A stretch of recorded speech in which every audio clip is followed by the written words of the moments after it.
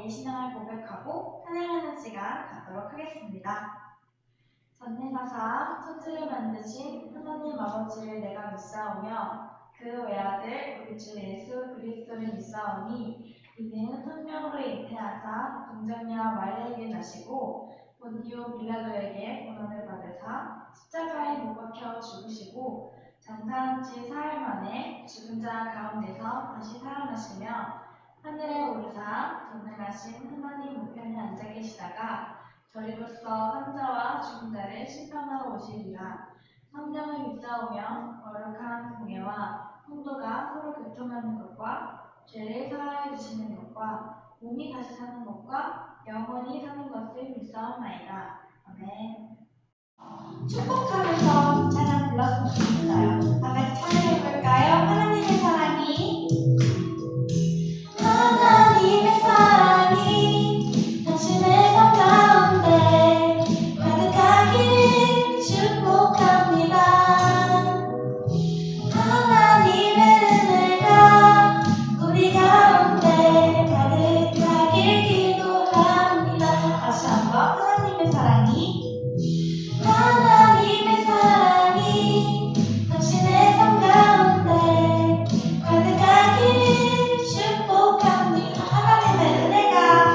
하나님의 은혜가 우리 가운데 가득하길 기도합니다.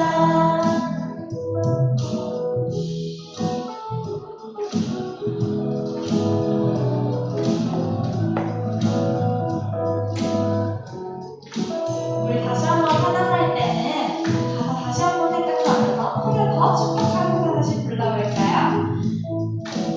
하나님의 사랑이 당신의 삶 가운데 하나님의 사랑이 당신의 삶 가운데 가득하기를 축복합니다. 하나님의 은혜가 우리 가운데 가득하길 기도합니다. 가득하길 기도합니다. 한 번 더. 가득하길 기도합니다.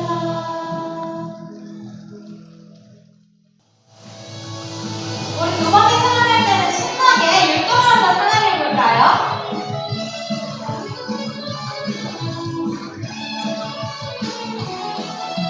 내 안에 부어주셔서 성령의 충만한 기름을 내 안에 충만케 하소서. 성령의 다시 한번 내 안에 부어주소서. 성령의 충만한 기름을 내 안에 충만케 하소서. 성령의 내게 기름 가득할 때 주의 복음 전할 소리 내게 기름 가득할 때 주의 그날의 소리 주님께서 함께 찾아오신 기름 준비된 자만이 선진자를 드러내는 그날의 소리 주님께서 함께 찾아오신 그날의 기름 준비된 자만이 선진자를 드러내는 내 안에 부어주소서. 성령의 충만한 기름을 내 안에 충만케 하소서. 성령의 다시 한번 내 안에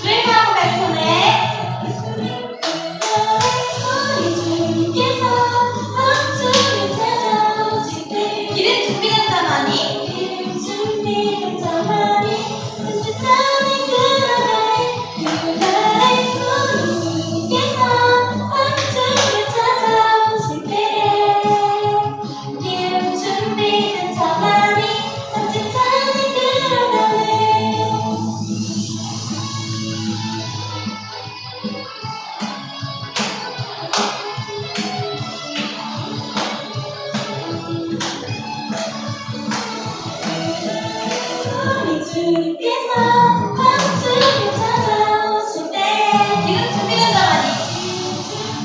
자만이 성직자를 끌어가네 그날의 우리 주님께서 함께 찾아오실 때 기름 준비된 자만이 주님의 가슴자리 안에 들어갈 수 있습니다. 기가 아니라 오직 하나님 한 분만의 나의 기쁨이 되는 것입니다. 라고 우리 친구들이 함께 고백했으면 좋겠습니다. 우리 나주님의 기쁨 되길 원하네. 함께 찬양할게요. 나주님의 기쁨 되길 원하네. 내 마음을 새롭게 하소서. 새우대가 되게 하여 주사 주님의 빛 비추게 하소서. 나주님의 기쁨 되길 원하네. 나주님의 기쁨 되길 원하네. 내 마음을 새롭게 하소서. 새우대가 되게 하여 주사 주님의 빛 비추게 하소서. 내가 원하는 한 가지 내가 원하는 한 가지 주님의 기쁨이 되는 것 내가 원하는 한 가지 주님의 기쁨이 되는 것 소리의 하늘입니다. 나의 모든 것 받으소서. 나의 마음 깨끗게 씻어 주사 주의 길로 행하게 하소서. 내가 원하는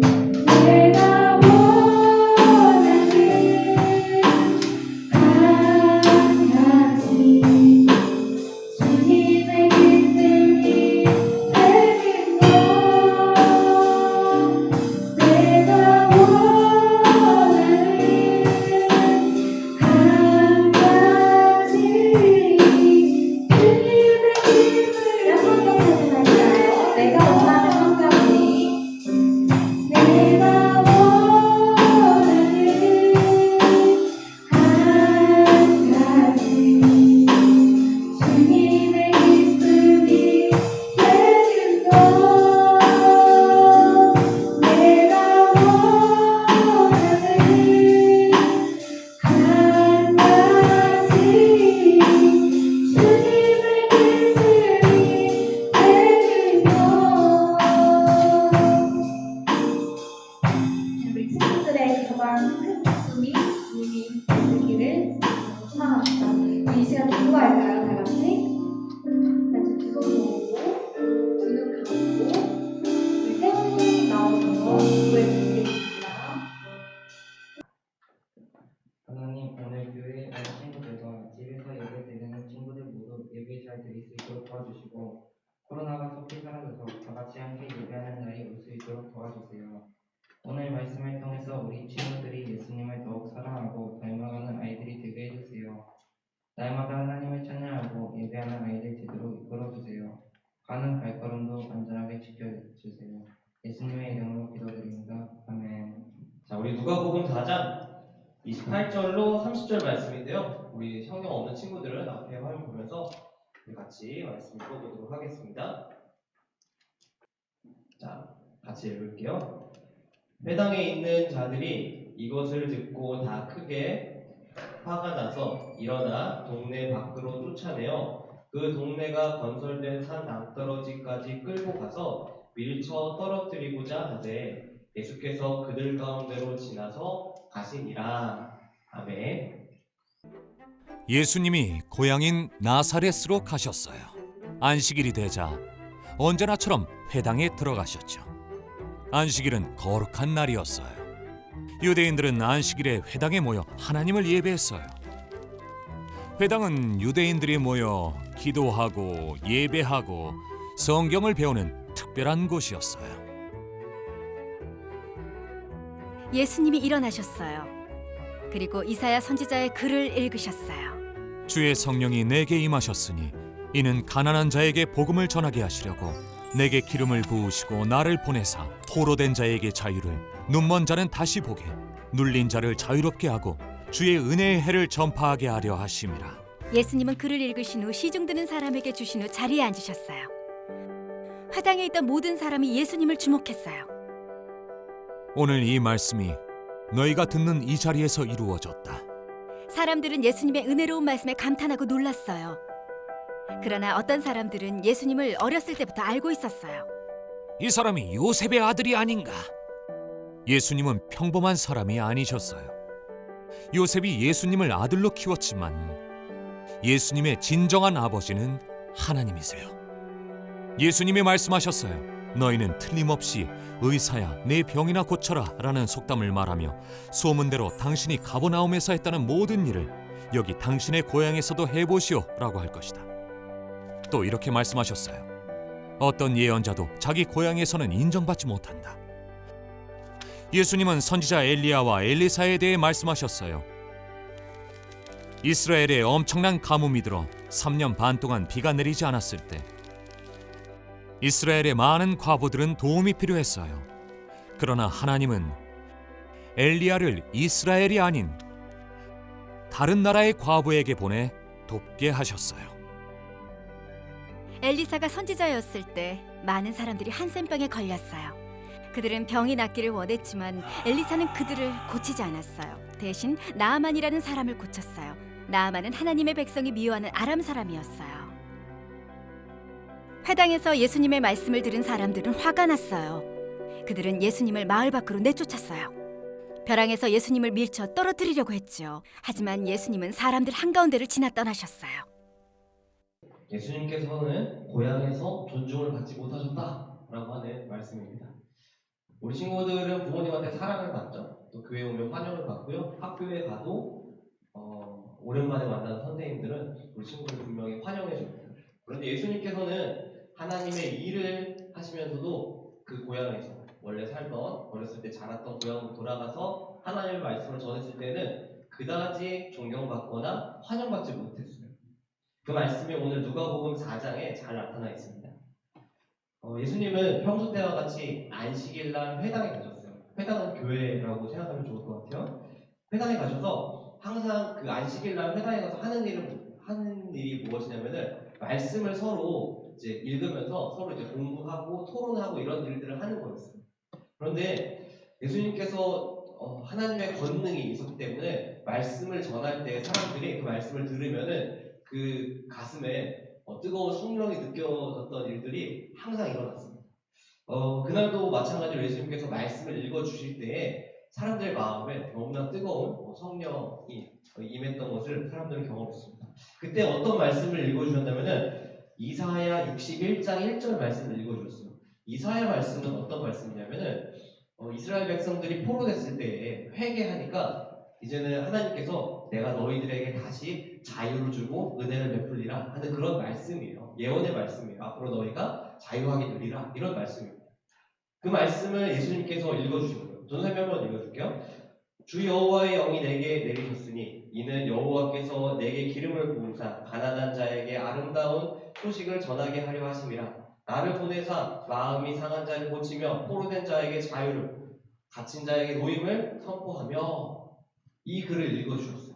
이 글은 이스라엘 백성들에게 너무나 은혜로운 말씀인 거예요. 왜냐면은 이스라엘 백성들도 어쩌면은 이 로마의 어떤 식민지하에, 지배하에 놓여 있었던 어떤 포로와 같은 삶을 살고 있는 사람이었기 때문입니다. 그런 사람들에게 너에게도 동일하게 이제 자유하게 할 것이고 또한 노임을 받을 것이다 라는 말씀을 들었으니까 이 사람들도 마음에 굉장히 감동이 있었죠. 그런데 이 글을 다 읽으시고 예수님께서 뭐라고 말씀하시냐면은 21절에 이렇게 말씀하십니다. 이 글이, 이 이사의 글이 너희 듣는 귀에 다 응하였느니라. 이렇게 말씀을 선포하십니다. 그러니까 이 말씀이 너희들에게 이루어질지니라. 이렇게 말씀하십니다. 그러자 그 말씀을 들었던 사람들이 두 가지 반응을 보입니다. 첫 번째 사람들, 예수님을 따라다녔던, 예수님의 말씀을 듣기를 즐겨했던 사람들은 아멘입니다. 이렇게 화답을 했겠죠. 또 다른 반응을 보였던 사람들도 있어요. 어떤 사람이냐면은 바로 그 나사렛에 살고 있었던 예수님이 어렸을 때 자랄 때 같이 보면서 자랐던 사람들. 그 사람들은 어떤 반응을 보였냐면은 이렇게 보였어요. 우리나라 표현을 하면 이거예요. 저 양반 김판서댁 첫째 아들 아니야? 이렇게 이야기합니다. 나사렛의 요셉의 아들이 아니냐? 이렇게 이야기하는 거예요. 그 말은 뭐냐면은 내가 어렸을 때 봤는데 그렇게 똑똑한 애가 아니었는데 어떻게 저렇게 컸지? 라고 마음으로 생각했습니다. 예수님께서 잘 알고 계셨어요. 그렇기 때문에 그런 예수님을 하나님의 아들로서 믿지 못하는 자들에게 이렇게 말씀하십니다. 너희의 마음이 이러한 줄 내가 아느니라. 너희가 마음에 나에게 의사야 너 자신이나 잘 고쳐라 라고 말할 줄 내가 아느니라. 또 너희가 그 말을 하고 나서 예수 내가 가버나움에서 행했던 하나님의 이름으로 행했던 기적들을 우리에게 또한 보여보아라. 그 기적은 어떤 거였냐면은 아마도 베드로가 이 물고기를 잡을 때 예수님께서 그물을 던지라, 깊은 물에 그물을 던져라 말씀하실 때 많은 물고기 잡혔죠. 아마 그런 기적을 다시 한번 우리 앞에서 보여봐라 라고 하면서 시험하는 것을 예수님께서 얘기했던 것 같아요. 이렇게 너희가 말할 줄을 내가 아니라 라고 말씀하시니까 이 사람들은 마음에 굉장히 화가 났던 것 같아요. 그리고 꽤나 반발했던 것 같습니다. 그러자 예수님께서는 그 사람들에게 보여줄 이적이 어쩌면 있었을 수도 있지만은 그런 반응과 또한 예수님의 하나님의 아들로 믿지 않음을 통하여서 그들에게 베풀 기적이 다시 하나도 없음을 예수님께서는 보여줍니다. 그래서 그 땅에서는 나사렛 땅에서는 환영을 받지도 못했고요. 예수님께서는 기적을 베풀지도 않으셨습니다. 그들의 마음이 마치 너희가 과거에 이스라엘 백성들과 같으니라 라고 비유하면서 두 가지 선지자의 예를 들어주십니다. 첫 번째는 엘리야의 예를 들어주셔요. 우리 친구들 엘리야를 혹시 아나요? 엘리야 선지자. 엘리야 선지자가 어떤 일을 했죠? 뭐를 내려주십시오 이런 얘기 하셨잖아요. 혹시 기억나는 분 없습니까? 벌을 내려주십시오? 아닌데. 네. 대결을 했잖아요. 대결을 할 때 제단에 뭐를 내려달라고 때 불을 내려달라고 했죠. 그 선지자가 너무나 유명한 선지자예요. 그러니까 어쩌면 이스라엘 가운데 있었던 가장 큰 선지자, 가장 큰 기적을 보였던 선지자라고 이야기할 수 있는데 그 선지자가 했던 일들이 어떤 일인지 너희는 한번 보아라 라고 말씀하십니다. 이스라엘 그때 이 엘리야가 선지자를 하고 있을 때 왕은 누구냐면은 이스라엘 아합이라고 하는 왕이었어요. 아합 왕은요 너무나 악한 왕이었습니다. 어떤 왕이었냐면은 하나님은 이스라엘 백성들끼리 혼인하기를 원하셨어요. 왜냐하면은 그들이 우상을 숭배하지 않기를 다른 나라의 신을 섬기지를 원치 아니하셨기 때문입니다.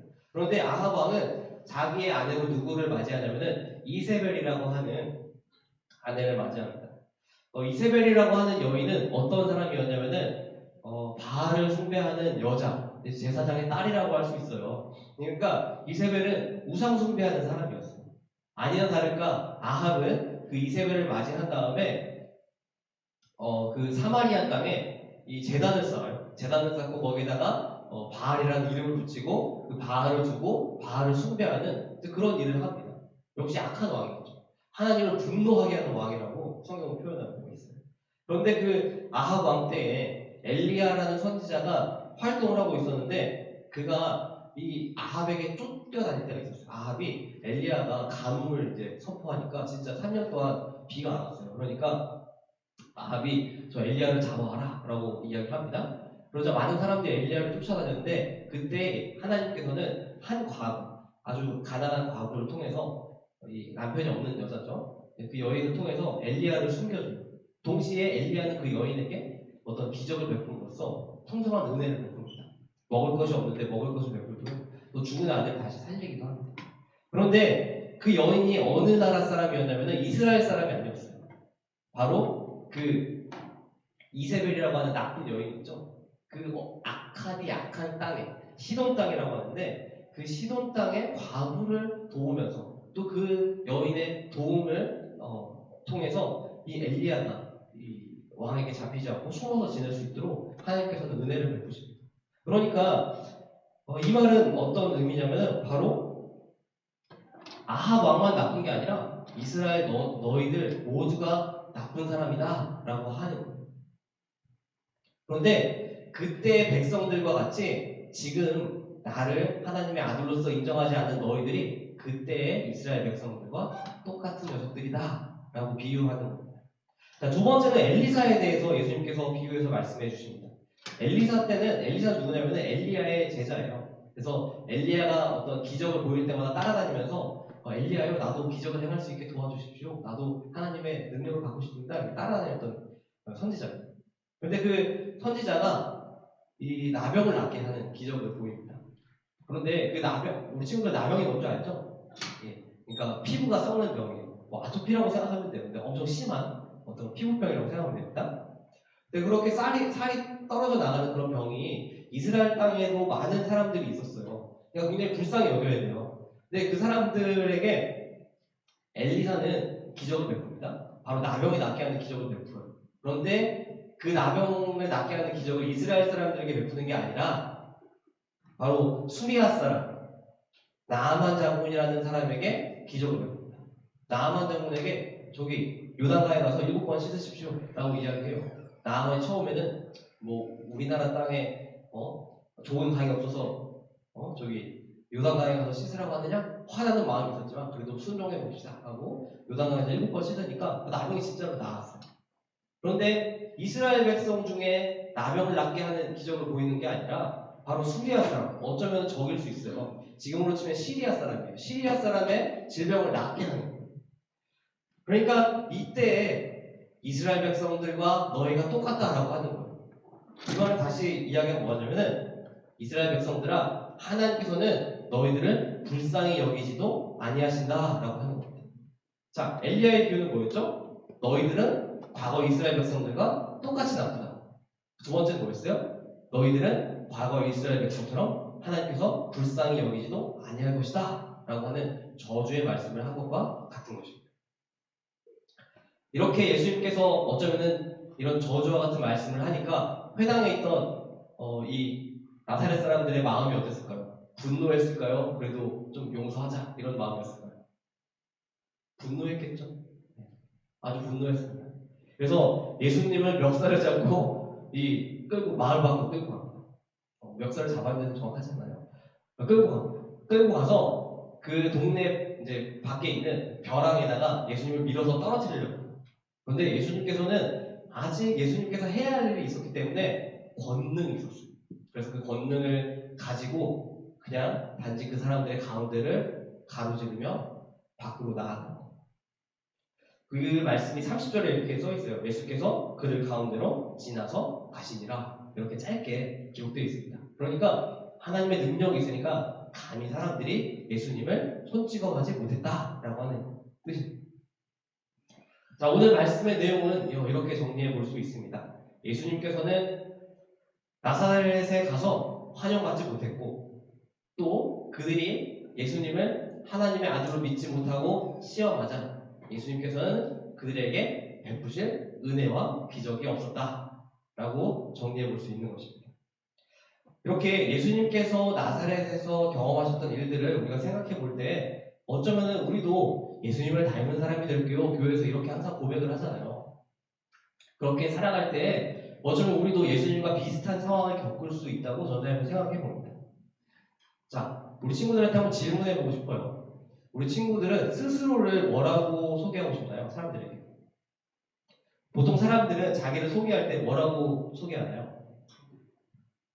만약에 누구를 비하면 좋을까? 박지성 선수를 우리가 소개한다고 할 때 뭐라고 소개할까요? 우리 선생님 뭐라고 소개하면 좋을까요? 박지성. 아, 축구 선수. 네. 좀 더 화려하게 소개한다면? 아, 국가대표를 뛴 선수. 또? 아, 잘 모르나요, 축구를? 뭐 맨유에서 우승을 한 사람 뭐 이런 거 할 수 있잖아요. 네. 자기의 경력을 소개해요.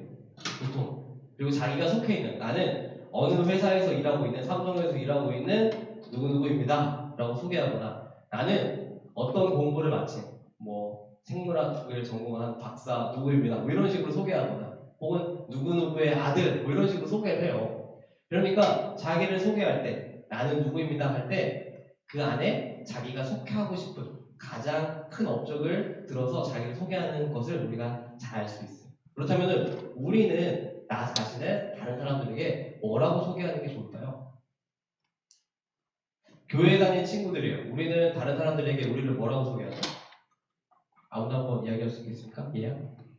교회 다닌다고. 아, 저는 교회 다니는 사람이에요. 네, 반성합니다. 또 더 좋은 표현도 없을까요? 우리 윤이? 또 우리 친구는 뭐라고 소개하면 좋을까요?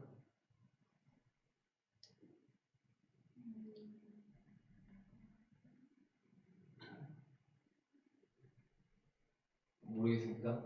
우리 옆에 있는 친구. 네? 아, 나는 기독교인입니다. 교회 다니는 사람입니다. 비슷한 것 같아요. 왜 이런 얘기 안 나오지? 나는 그리스도인입니다. 이렇게 나올 수 있잖아요. 나는 기독교인입니다. 그리스도인입니다. 또 어떻게 표현할 수 있냐면은 나는 하나님 나라의 백성입니다. 뭐 이렇게도 표현할 수 있어요. 그런데 이제 다른 사람들 앞에서 이렇게 표현하기가 좀 부끄럽죠. 네, 부끄럽죠. 그런 사람도 잘 알고 있습니다. 그런데 우리는 사실은 우리의 정체성, 우리가 어디에 속해 있느냐, 나는 누구인가를 사람들에게 소개할 때 나는 그리스도인입니다 라고 하는 것을 어쩌면 당당하게 내비치는 것이 필요할 수도 있다고 생각해요. 그리고 스스로도 나는 그리스도인입니다 라고 하는 것을 아마 마음속에 가지고 있어야 된다고 저는 생각합니다. 그런데 그런 마음을 가진 사람들이 사회 가운데에서 마치 예수님께서 원래 살고 있었던 시골로 돌아갔을 때와 같이 그런 우리가 사회 가운데 살아갈 때 우리가 그리스도인입니다 라고 공개적으로 이야기하고 살아간다는 것은 굉장히 힘든 일일 수도 있어요. 왜냐하면은 사람들은 그냥 왜 이렇게 튀냐, 그냥 대충 누구 집 아들입니다, 뭐 어느 어디에서 일하는 사람입니다 이렇게 얘기하면 되지 왜 그리스도인이라고까지 얘기하느냐 이렇게 표현할 수 있어요. 그런데 그런 삶을 살아갈 때 우리가 예수님과 같이 참된 권능을 얻는 줄 전사님은 믿습니다.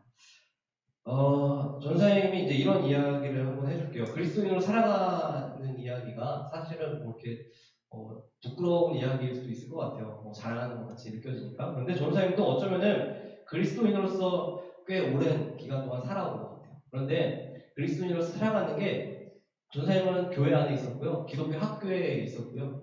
그리고 또 물론 고등학교는 일반 고등학교 나갔지만은 또 군대에 있을 때도 뭐 교회 계속 나갔고 그런 교회 안에서 자랐지만 그리스도인으로서 살아가는 게 만만하진 않았던 것 같아요. 그 예가 뭐냐면은 여러 개가 있을 수 있는데 뭐가 좋을까? 이 학교를 얘기합시다. 이제 고등학교 때에도 전사님도 이제 똑같이 고등학교 다녔어요. 근데 모든 사람들이 야간 자율학습을 했어야 됩니다. 요즘에 야간 자율학습 하나요? 예. 그러니까 학교 끝나고 6시부터 11시까지 야간 자율학습을 하고 가야 돼요. 학교에. 잠자고 또 학교. 이걸 3년 동안 하는 거예요. 그런데 전사님은 수요일하고 금요일날 예배가 있으니까 손 들고 이제 선생님한테 얘기해요. 선생님 저 교회 가야 되니까 좀 가보겠습니다. 이렇게 이야기해요. 그럼 선생님이 뭐라고 할까요? 선생님이 좋아할까요? 안 좋아할까요? 안 좋아하죠. 다 하는데 왜 너만 빠지냐 이렇게 하죠. 친구들도 그래요. 이제 그렇게 욕을 먹으면서 학교를 다녔습니다. 그게 자랑은 아니에요. 자랑하는 건 아니에요. 그러면 이제 그렇게 살아가면 이제 사람들이 주변에서 뭐라고 하냐면 이렇게 욕해요. 나중에 어떻게 되나 보자. 이렇게 보고. 그리고 이제 수능을 봤습니다. 그리고 이제 대학을 지원을 해요. 근데 별로 이렇게 갈 대학이 없는 거예요. 왜냐면은 이게 저는 공부를 그렇게 잘한 건 아니에요. 그래서 딱 목표를 정해놓고 그냥 여기 하나만 가면 되겠다 싶어서 이제 원서를 딱 하나만 썼어요. 하나 쓰고 거기 가자. 그래서 이제 통신대학교 가. 근데 원서를 딱 하나 쓰니까 선생님이 그러는 거예요. 너 하나만 진짜 하나만 쓸 거야? 네. 그랬더니 그래 그렇게 해 이러는 거예요. 2번도 안 물어봤어요. 왜 그런가 봤더니 아마 선생님이 이제 쌓인 게 있는 거예요. 너 어떻게 되나 보자. 이렇게 쌓인 게 있었던 거예요. 그렇게 해서 나중에 알아서 이제 대학 갔어요. 근데 그 선생님들은 생각했어요. 와, 저 용감한 놈이 있구나. 이제 그렇게 생각을 했습니다. 뿐만 아닙니다. 사회에서 살아갈 때도요, 그리스도인으로 살아갑니다. 난 그리스도인입니다. 라고 고백할 때 시험하는 게 되게 많아요. 옛날에 이제 음악을 할 때, 이제 음악을 마치면은, 선생님이 이제 음악 할 때 다른 사람들 이렇게 가르치는 일을 했었어요. 가르치는 사람들이 많거든요. 그러면 끝나면 이제 뒤풀이를 해요. 그럼 따라오라고 해요. 그러면 따라오라고 했을 때 어디를 갈까요? 뭐 술 먹으러 가겠죠. 술 먹으러 가고 뭐 담배 피는 사람도 있고. 그럼 따라가면은 이제 같이 이제 그런 걸 다 해야 돼요. 안 하면은 저 이렇게 튀냐? 이렇게 이야기할 수 있어요. 그런데 그 자리에 뭐 굳이 안 가요. 아, 미안합니다. 저 교회 다니면서 교회 다니는 사람이라 뭐 그렇게 못합니다. 하고 이렇게 빠져나가요. 근데 그런 것들이 한두 개가 아니에요. 그렇게 우리 친구들이 어쩌면 사회에 나가면 나는 그리스도입니다. 라고 소개하면서 살아간다는 게 쉬운 일이 아니에요. 그럼에도 불구하고 전사님은 우리 친구들이 다 그리스도인으로서 사회 가운데에서 살아가기를 간절히 소원합니다. 왜냐하면은 하나님께서는 그리스도인으로 살아가는 우리 친구들을 절대로 가만히 고난을 받도록 놔두시지 않기 때문입니다. 예수님께서는 사람들에게 끌려가서 낭떠러지에 떨어질 뻔한 일이 있었지만은 예수님께서 그에게 뭐가 있었죠? 권능이 있었어요. 바로 성령의 권능이 있었던 것입니다. 그래서 당당하게 그 사람들 가운데를 그냥 지나쳐 나온 거예요. 우리 친구들에게도 마찬가지예요. 그리스도인으로서 살아가면은 우리 친구들에게 뭐가 있을까요? 성령의 권능이 우리 친구들 마음 가운데 있는 줄 믿습니다. 아멘? 예. 우리 친구들은 그리스도인으로 살아갑니다 할 때 성령이 우리 친구들의 삶 가운데 거할 것입니다. 그리고 그 성령은요, 권능으로 우리에게 느껴질 것입니다. 그래서 우리 친구들이 하는 일마다 어쩌면 다른 사람들은 감당하지 못한 빛과 소금의 역할을 감당한다 할 때 딱 그거예요. 다른 사람들은 하지 못하는 일들을 우리가 다 할 수 있다라고 하는 것입니다. 그리고 마지막으로 이렇게 이야기할 수 있어요. 하나님께서는 우리 친구들을 그리스도인으로 부르신 이유가 있다라는 것을 깨달아야 합니다. 자, 어떤 이유로 하나님께서는 우리 친구들을 그리스도인으로 부르셨을까요?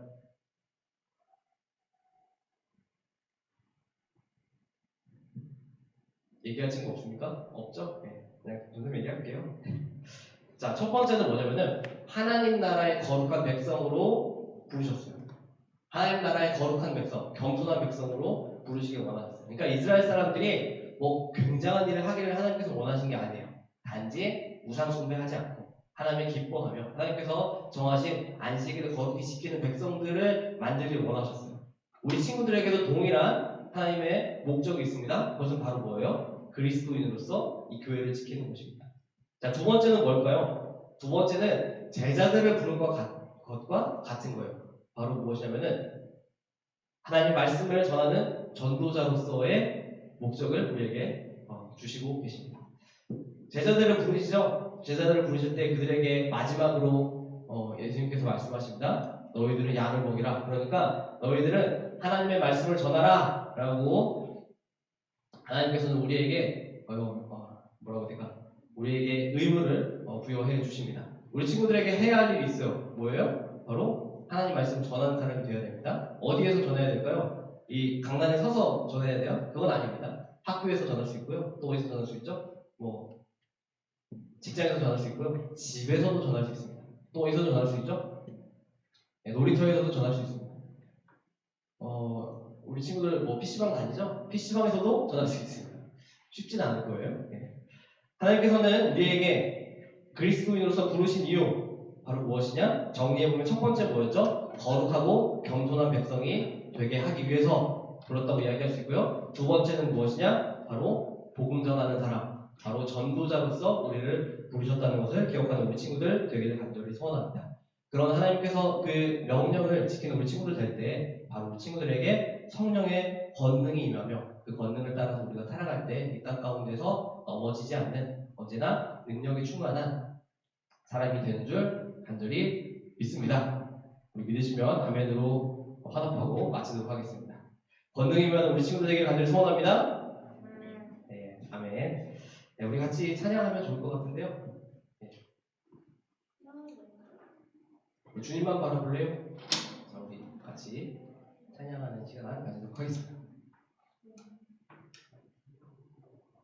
나주님의 기쁨 되기 원하는 찬양할게요.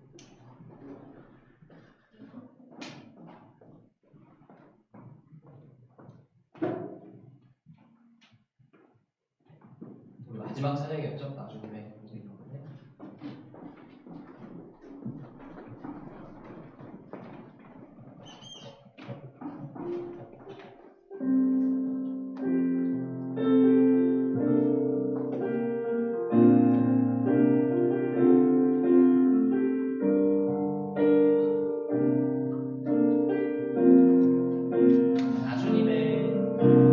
나주님의 기쁨 되기 원하네. 내 마음을 새롭게 하소서. 새 부대가 되게 하여 주사. 주님의 빛 비추게 하소서. 내가 원하는 한 가지 주님의 기쁨이 되는 것. 내가 원하는 한 가지 주님의 기쁨이 되는 것. 같이 기도하기 원합니다. 우리 친구들 각자에게는 하나님께서 이 그리스도인으로서 부르신 목적과 이유가 있습니다. 그것은 무엇이냐면 바로 우리 자신을 거룩한 백성 되게 하시는 것입니다. 또 무엇일까요? 바로 전도자의 삶을 살게 하시는 것입니다. 우리 친구들 하나님의 부름받은 꿈에 마땅한 사람이 되기 간절히 소원하며 하나님, 내가 하나님의 명령대로 살기 원합니다. 내가 세상에 살아갈 때 넘어지지 않는 승리하는 사람이 다 되게 도와주시옵소서. 우리 같이 합심해서 잠깐 기도하도록 하겠습니다. 기도하겠습니다. 하나님 감사합니다. 하나님께서 우리에게 부르신 이유와 목적을 믿습니다. 하나님께서는 우리를 하나님 나라의 거룩한 백성으로 삼기 원하셨습니다. 이스라엘의 많은 백성들이 우상숭배를 하며 하나님의 이름을 부르시며 기도하지 못하는 백성들이 많이 있었지만 하나님, 우리는 그런 이스라엘 백성들의 학습을 받기를 원치 않습니다. 오늘날 주께서 부르신 우리 남들 예배 친구 주께서 은혜 베풀어 주시옵시고 이 땅을 살아갈 때 우리가 그리스도인으로서 당당하게 드러내며 살아갈 수 있는 우리 친구들 다 되게 도와주시기를 원합니다. 우리는 부족합니다. 연약합니다. 주님을 의지하지 아니하고서는 이 땅 가운데 살아갈 수 없음을 고백합니다. 하나님, 우리를 불쌍히 여겨주시옵시고 어느 자리에 있는지 정말 하나님의 은혜를 가지고 살아갈 수 있는 자들 다 되게 도와주시옵소서. 이 자리 가운데 주님께서 어려운 환경임에도 불구하고 내가 친구들을 이 자리 가운데 보내주셨사오니 친구들에게 성령의 능력을 허락하여 주실 믿사옵나이다. 예수 그리스도께서 도와주듯이 성령의 선생으로서 모든 사람들에게 동사람들이 말하는 환영과 특별한 시간을 그들에게 하나님의 말씀을 과 복음을 전하는 우리가 믿습니다.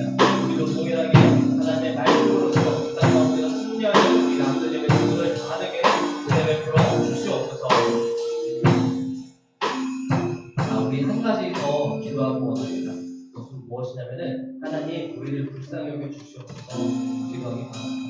어쩌면 이스라엘 백성들은 불쌍히 여겨 주시옵소서, 우리를 용서해 주시옵소서 회개하는 것이 필요했을지 모릅니다. 어쩌면 우리가 회개함으로써 하나님께 돌아가야 할지 모릅니다. 내가 무엇을 잘못했는지 모르겠는데요 라고 하는 친구도 있을지 모릅니다. 근데 우리의 삶 자체가 잘못됐어요. 우리의 삶 자체가 거짓되고요, 우리 삶 자체가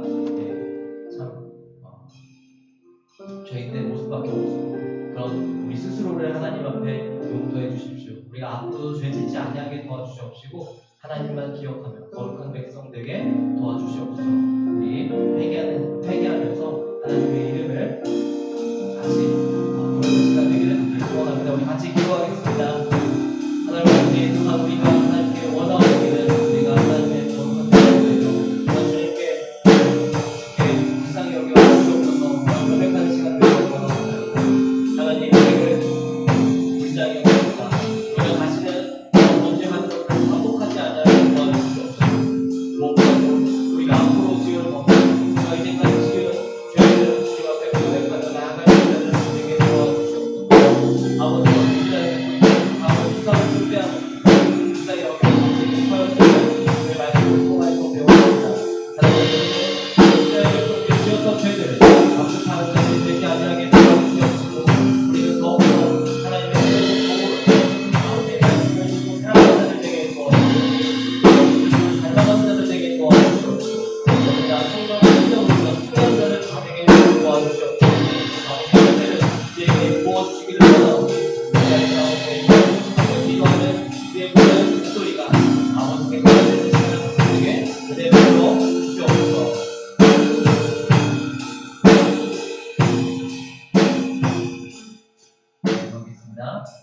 하나님 감사합니다. 우리가 오늘 금요일 오후에 저녁에 나무들 예배로 하나님 앞에 이렇게 예배를 드립니다. 말씀을 듣습니다. 또한 그 말씀을 우리의 마음에 다짐합니다. 오늘 말씀과 같이 우리가 예수 그리스도의 삶처럼 세상 가운데서 환영받지 못한다 할지라도 언제나 용기를 잃지 않는 자들에게 도와주옵시고 무엇보다도 성령님께서 함께 하신다는 것을 잊지 않는 우리 친구들에게 도와주시옵소서. 이 땅 가운데에서 참되고 복된 빛과 소금의 역할을 감당하는 자들 다 되길 원합니다. 하나님, 우리가 어느 자리 가운데 있든지 복음 전하게 부끄러워하지 않는 자들 다 되게 도와주시옵소서. 또 무엇보다도 나 스스로가 그리스도인입니다 고백하는 자들 다 되길 원합니다. 그들이 하나님의 백성입니다 라고 하는 고백을 세상 사람들 앞에서도 당당하게 할 수 있는 자들 다 되게 도와주시옵시고, 그 고백을 할 때 참된 권능이 우리의 머리와 입술과 마음 가운데에서 떠나가지 아니하게 도와주시옵소서. 복음 전할 때 가정에서 복음을 전합니다. 그들의 가정에 아버지여 주께서 주인 되어 주시옵시고, 또 학교에서 복음을 전합니다. 그들의 입술에 권능이 떠나지 아니하게 도와주옵시고, 그들의 직장에서 그들의 삶 가운데에서 복음 전하는 전도자가 되기를 원합니다. 하나님, 우리에게 언제나 동행하는 은혜를 베풀어 주시옵소서. 오늘 예배도 주께서 받으실 줄 믿사오며 감사하신 예수 그리스도의 이름으로 기도드렸습니다. 아멘.